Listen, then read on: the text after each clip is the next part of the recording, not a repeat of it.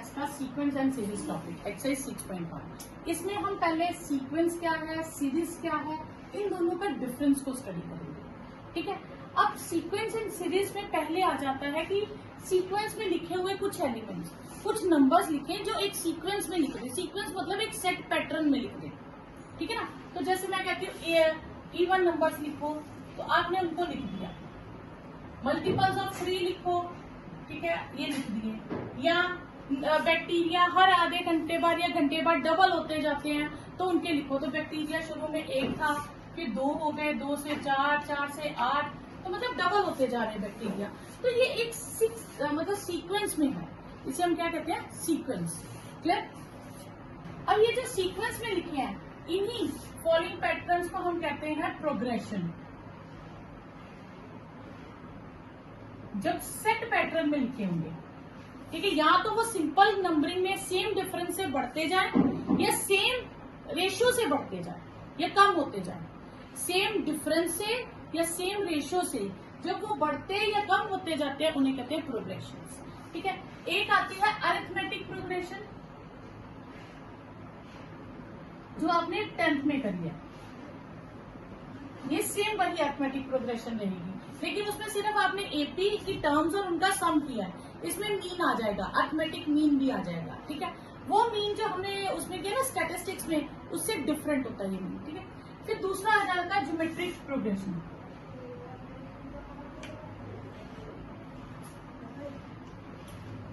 इसे हम कहते हैं एपी, और ये आ जाता है जीपी। फिर एक आता है हार्मोनिक प्रोग्रेशन, जिसे हम एचपी कहते हैं। फिर एक आता है अरिथमेटिक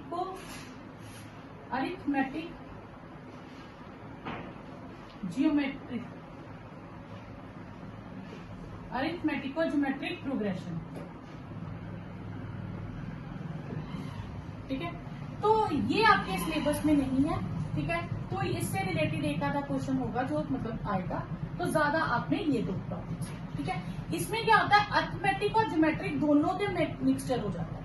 ठीक है, एक इस तरह से सीक्वेंस होती है कि आधी टर्म्स उसकी एपी में होती है और आधी जीपी में होती है। जस्ट लाइक अब हार्मोनिक क्या होता है, हार्मोनिक प्रोग्रेशन वैसे सिलेबस में नहीं है, पर आप समझ लीजिए कि जो जब टर्म्स का रेसिप्रोकल करें वो एपी में आए। जैसे 1/2, 1/3, 1/4, जब मैं इनका रेसिप्रोकल करती हूँ तो ये टर्म्स आर इन एपी। जब रेसिप्रोकल ऑफ टर्म्स एपी में होगा तो वो टर्म्स एचपी में होते हैं, हार्मोनिक प्रोग्रेशन में होते हैं। ठीक है, ये दोनों आपके सिलेबस में नहीं है।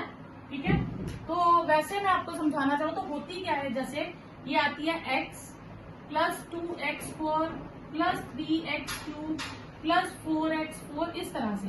अब इसमें आप फर्स्ट नंबर लो, 1, 2, 3 और 4। ये क्या है, आर इन एपी। जब आप इनको करेंगे, और ये जो होते हैं, ये जो है x4, ये देखो ये x से मल्टीप्लाई होते जा रहे हैं, ये सेम रेशियो से बढ़ रहे हैं, तो ये जीपी में है। तो ये अरिथमेटिक और ज्योमेट्रिक सीरीज हो जाती है। तो ये आपके सिलेबस में नहीं है, आपने सिर्फ ये दो करनी है। ठीक है, क्या है, set of numbers arrange in definite order. Definite order mean उनका एक फिक्स पैटर्न होना जरूरी है। जैसे वो 2 के डिफरेंस से बढ़ रहे हैं, 5 के डिफरेंस से, या 5 के डिफरेंस से कम हो रहे हैं, या 2 की रेशियो से बढ़ रहे हैं, 10 की रेशियो से कम हो रहे हैं। तो एक सेट पैटर्न से जब हम टर्म्स लिखते हैं, तो उस डेफिनेट रूल के साथ उसे हम कहते हैं सीक्वेंस। और उनके जो मेंबर्स होते हैं उन्हें हम कहते हैं टर्म ऑफ अ सीक्वेंस। जैसे सपोज करो मैं लिखती हूँ 2 के मल्टीपल्स, तो हम लिखेंगे 2, 4, 6, 8, 10 एंड सो ऑन। अगर मैं इतने ही लिखूं तो ये हो जाएगी फाइनाइट सीक्वेंस, जिसमें नंबर ऑफ एलिमेंट्स फाइनाइट होंगे। ठीक है, और अगर मैं इसी को सो ऑन लिख दूं तो ये क्या हो जाएगी, इनफाइनाइट सीक्वेंस। ठीक है, और इनका सेट पैटर्न होना चाहिए, और सेट पैटर्न के अकॉर्डिंग हम नेक्स्ट एलिमेंट ढूंढ सकते हैं। जैसे अब आप इसका नेक्स्ट एलिमेंट बता सकते हो जी 12 होगा, या मैं लिखती हूँ 90, 80, 70 और फिर मैं कहती हूँ नेक्स्ट क्या होगा, तो आप बता सकते हो 60। क्यों? क्योंकि 10 का डिफरेंस है, ये कम होती जा रही है। तो सेट पैटर्न के बाद ही जो बनती है टर्म्स लिखते हैं उसी को हम क्या कहते हैं, सीक्वेंस। अब सीरीज क्या होती है? सीरीज और सीक्वेंस में बस एक ही फर्क होता है, सीक्वेंस में कॉमर्स होते हैं और अगर मैं सीक्वेंस के मेंबर्स में प्लस का साइन डाल दूं तो ये सीरीज हो जाती है। क्लियर? तो फिर आपके पास क्या आ जाएगा, if the terms of a sequence, terms of a sequence, if a term of a sequence are connected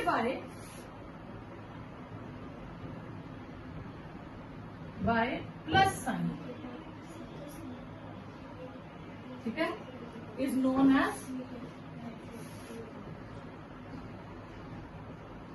series। बस ये सीक्वेंस और सीरीज में डिफरेंस है। क्लियर? सीक्वेंस तो है लेकिन वो प्रोग्रेशन नहीं है। प्रोग्रेशन क्या था, या तो वो सेम डिफरेंस से बढ़ते जाए या सेम रेशियो से बढ़ते या कम होते जाए, सेम डिफरेंस से बढ़ते जाए या कम होते जाए या सेम रेशियो से, यानी कि हर दो जैसे हम डिफरेंस करते थे ना, second term minus first term AP में, या third term minus second term करें तो ये सारे आंसर सेम आते थे। और जीपी में क्या होता है, डिवाइड करके second term upon first term या third term upon second term या fourth term upon third term करते जाए तो सेम आए, तो उसे हम क्या कहते हैं, सीक्वेंस। ठीक है, पर जो प्रोग्रेशन। अब सीक्वेंस क्या है, एक सेट पैटर्न से लिखे हुए नंबर्स। अब वो नंबर सीक्वेंस तो हो पर प्रोग्रेशन ना हो, मतलब उनमें पैटर्न तो हो, किसी पैटर्न से वो लिखे जा रहे हैं, लेकिन ना वो सेम ऐड करके हो ना सेम डिवाइड करके हो या मल्टीप्लाई करके। तो उसके लिए हम क्या लेते हैं, हमें कभी भी एग्जांपल लेनी हो तो हम ऐसे ले लेंगे, जैसे 2 नंबर लिया, उसमें 1 ऐड कर देंगे। ठीक है, पहले 1 ऐड करेंगे तो कितना हो गया, 3, फिर 2 ऐड कर देंगे 5, फिर 3 ऐड कर देंगे। हम सेम ऐड नहीं कर रहे, हम एक बड़ा बढ़ाते कर रहे हैं। 5 में 3 ऐड करेंगे तो 8, 8 में 4 ऐड करेंगे 12, 12 में 5 ऐड करेंगे 17, 17 में 6 ऐड करेंगे तो 23। तो इस तरह से जो नंबर्स आएंगे, अब ये ना एपी है ना जीपी है, ठीक है, तो ये सीक्वेंस नहीं है, ये सीक्वेंस तो है पर ये प्रोग्रेशन नहीं है, ना अर्थमेटिक प्रोग्रेशन है ना ज्योमेट्रिक प्रोग्रेशन है। तो इस तरह के नंबर्स को हम सीक्वेंस कहते हैं पर ये प्रोग्रेशन नहीं होती। ठीक है, गिवन है A1 कितना है, 2, और A2 कितना है, अगर हम A2 की बात करें तो वो है A1 प्लस 2, यानी कि 2 प्लस 2 4। A3 कितना है, 3 प्लस A1, यानी कि 3 प्लस 2 कितना हो गया, 5। फिर AN क्या है, ट्वाइस AN माइनस 1। ठीक है, ये जो पैर में लिखा होता है सफिक्स, ये हम रिप्लेस करते हैं। ठीक है, अब हमें क्या ढूंढना है, फोर्थ टर्म ढूंढनी है, क्योंकि हमें फर्स्ट फोर्थ टर्म्स चाहिए। फर्स्ट टर्म तो मिल गई, सेकंड मिल गई, थर्ड मिल गई, अब मुझे फोर्थ टर्म लिखनी है। ठीक है, तो फोर्थ टर्म हमारे पास क्या हो जाएगी, एन को रिप्लेस कर देंगे 4 से, ये 2, 4 माइनस 1 3 और minus 1 twice A3। Third term का आंसर कितना, 5 माइनस 1 10 माइनस 1 9। तो 4 टर्म्स आर 2 4 5 एंड 9। तो ये आपके पास सेकेंड क्वेश्चन दिया है, A1 इज 2, यानी कि फर्स्ट टर्म है 2 और सेकेंड टर्म है 3 प्लस A1, यानी कि 3 प्लस 2 5। और नेक्स्ट बाकी की जितनी 2 से ग्रेटर नंबर है n है, उनको हम यहाँ फिल करेंगे। ठीक है, तो AN है ट्वाइस AN माइनस 1 माइनस 1, तो हम लिखेंगे let n is equal to 3। तो A3 क्या हो जाएगा, twice A3 minus 1 2 minus 1 twice A2 कितना है 5 माइनस 1 10 माइनस 1 9। फिर हम n को रिप्लेस करेंगे 4 से, A4 twice A3 minus 1, A3 कितना है 9 माइनस 1 18 माइनस 1 17। तो फर्स्ट 4 टर्म्स आर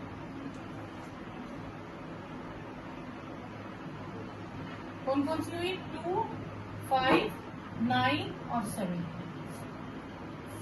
अब ये हमें सीरीज में बतानी थी, तो सीरीज में क्या आ जाएगा, फर्स्ट 4 टर्म्स सीरीज में क्या आ जाएगा, सीरीज में प्लस आ जाएगा। ठीक है, सीक्वेंस और सीरीज में यही है ना, अगर हम कॉमा डाल के लिखते हैं तो वो सीक्वेंस हो जाएगी, और हमें सीरीज क्या बताना है तो हमने प्लस डाल के लिख दिया।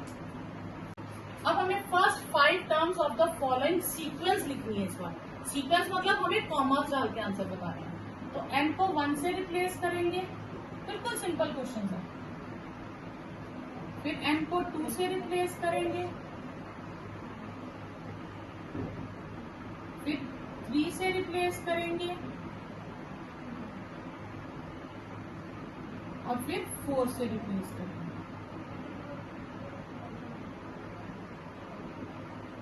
Then 5 plus 5, 10 plus 5, 15. So 5 terms are 7, 9, 11, 13 and 15. an is n minus 1. तो a1 फर्स्ट टर्म क्या होगी, 1 1 minus 1 0.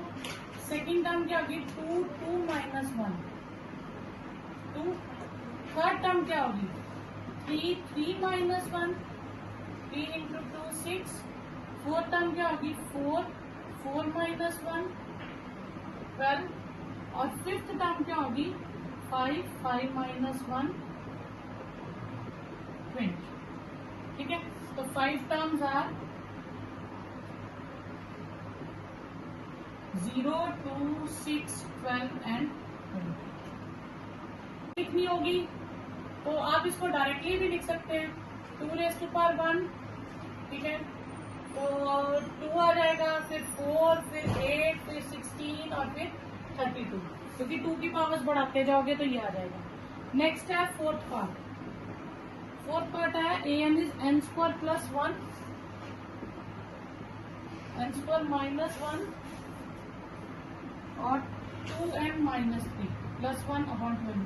a1 क्या आ जाएगा, 1 square plus 1 2 into 1 minus 3 2 upon 2 minus 3 minus 2 आ जाएगा। a2 कितना आ जाएगा, 2 square plus 1 upon 2 into 2 minus 3 4 plus 1 upon 4 minus 3, ये 5/1। a3 क्या आ जाएगा, 3 square plus 1 upon 2 into 3 minus 3 9 plus 1 upon 6 minus 3 10 upon 3। और फोर्थ टर्म हो जाएगी 4 square plus 1 upon 2 into 4 minus 3 16 plus 1 upon 8 minus 3 17 upon 5। और फिफ्थ टर्म हो जाएगी आपके पास 5 square plus 1 upon 2 into 5 minus 3 25 plus 1 upon 10 minus 3 और 26 अपॉन 7। तो ये 5 टर्म्स आपके पास आंसर आ जाए। नेक्स्ट है हमारे पास find the identical terms. Identical mean जो पर्टिकुलर टर्म्स उन्होंने पूछी है। तो an इस बार a 17 पूछा है, तो n को 17 से रिप्लेस कर देंगे। ठीक है, तो ये आ जाएगा 68 माइनस 3 65। फिर पूछा है 24 4 इंटू 24 माइनस 3 96 माइनस 3, तो ये 93 आ जाएगा। ठीक है, सेकेंड पार्ट है आपके पास, आपको a9 फाइंड करना, तो आप n को किससे रिप्लेस कर दो, 9 से। तो -1 8 और ये हो जाएगा 81 का 729। ठीक है, और ये आ जाएगा 729 plus. First 5 terms of the following sequence में लिखो एंड फिर उसकी सीरीज बना लो, मतलब पहले एलिमेंट ढूंढो फिर उसको प्लस डाल के लिखो। तो कितने टर्म्स, 5। तो फर्स्ट टर्म तो उन्होंने दे दी है। सेकेंड टर्म an क्या है हमारे पास, an माइनस 1 प्लस 2। अब मैं n को 2 रिप्लेस करूंगी तो a2 क्या आ जाएगा, a1 plus 2 1 plus 2 3 for n is equal to 3। a3 क्या आ जाएगा, a2 plus 2 3 plus 2 5 for n is equal to 4। a4 क्या आ जाएगा, a3 प्लस 2 5 प्लस 2 7 और for n is equal to 5। a5 क्या आ जाएगा, a4 plus 2 7 plus 2 that is 9। तो therefore 5 terms are of sequence are 1, 3, 5, 7 and 9 और series is 1 plus 3 plus 5 plus 7 plus 9. ठीक है, नेक्स्ट A1 दिया हमें 3 और AN दिया 3A and -1 plus 2 for n is equal to 2. तो A2 क्या हो जाएगा 3A2 plus 2, 3 times 3 plus 2, 9 plus 2 कितना हो जाएगा 11. For n is equal to 3. A3 क्या हो जाएगा 3A3 ये 1 आ जाएगा, सॉरी ये 2 plus 2. ठीक है, 3A2 कितना हमारे पास 11, तो 3 into 11 plus 2 33 plus 2 that is 35. For n is equal to 4. A4 हो जाएगा 3A3 plus 2, 3 into 35 plus 2. ठीक है, 105 plus 2 107. For n is equal to 5. A5 क्या हो जाएगा 3A4 plus 2, 3107 plus 2. तो ये हो जाएगा 321 plus 2 323. ठीक है, तो 5 टर्म्स ऑफ सीक्वेंस आर कितना हो गया हमारे पास 3, 11, 35, 107 और 323. फिर 5 terms of series are 3 plus 11 plus 35 plus 107 plus 323. ये आंसर है. इसमें सम ऑफ n टर्म्स हमें गिवन है. Sn है 2n² plus 3 है. ठीक है, हमें फर्स्ट 4 टर्म्स ढूंढनी है. तो S1 क्या हो जाएगा 2 into 1² plus 3 into 1. तो ये हो जाएगा 2 plus 3 5. S2 क्या हो जाएगा. ठीक है, हम सम ऑफ टर्म्स में से हम ढूंढ लेंगे ना. तो ये हो जाएगा 2 into 2² plus 3 into 2. ठीक है, तो ये हमारे पास हो जाएगा 8 plus 6 14.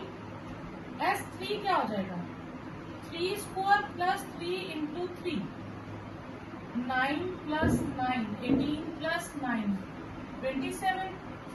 S4 क्या हो जाएगा 4² plus 3 into 4 16 to 32 और 12. ये हो गया 44. S5 क्या हो जाएगा 5² plus 3 into 5 50 plus 15. ये हो जाएगा 65. अब आप याद रखिएगा सेकंड टर्म क्या होती है S2 minus S1. ठीक है, 5 14 minus 5 और A1 क्या होती है वो S1 ही होती है. तो A1 कितना आ गया 5 और A2 होता है सेकंड टर्म. क्या होगी सेकंड टर्म मतलब 2 टर्म्स है. ठीक है, यहाँ 5 है. यहाँ मैं क्या लिखूं कि इन दोनों सॉरी फर्स्ट टर्म 5 है. हाँ, यहाँ मैं क्या लिखूं कि इन दोनों का टोटल 14 हो जाए. तो ये S1 है. ठीक है, यहाँ मैं क्या लिखूं कि इन दोनों का टोटल S2 हो जाए. तो वो जो टर्म मैंने फाइंड करनी है वो क्या आ जाएगी S2 minus S1. तो आपने अगर सेकंड टर्म निकालनी है तो आप क्या लिखेंगे S2 minus S1. 14 minus 5 9. A3 निकालना है तो S3 minus S2. तो 27 minus 14 13 हो जाएगा. A4 फाइंड करना है तो S4 minus S3 44 minus 27. ठीक है, तो ये 17 आ जाएगा. और A5 फाइंड करना है तो S5 minus S4 65 minus 44 ये 21 आ जाएगा. तो ये आपके पास 5 टर्म्स आ जाएंगे. Sorry term of sequence is 1. तो फर्स्ट टर्म हमारे पास है 1 and n plus 1th term is obtained by adding n plus 1 to nth term. ठीक है, तो अब मैं 6 टर्म ढूंढनी है. Find the 6 term. तो पहले हम for n is equal to 2 करेंगे. तो A2 आ जाएगा A1 plus 1 plus 1, 1 plus 2 3। For n is equal to 2 ये A3 हो जाएगा, ये A2 2 प्लस 1 3 प्लस 3 ये हो जाएगा 6। फिर n is equal to 3 A4 A3 3 plus 1 ये 6 प्लस 4 10। फिर n is equal to 5 n is equal to 4 A5 हो जाएगा A4 प्लस 4 प्लस 1 10 प्लस 5 15। और for n is equal to 5 तो A6 हो जाएगा A5 प्लस 6 प्लस 1 15 प्लस 7 22। तो A6 is 22, ये आपके पास आंसर आ जाएगा। हो जाएगा A5 और 5 प्लस 1 15 प्लस 6 दैट इज 21 और 6th टर्म हो गई 21। ये हमें फाइंड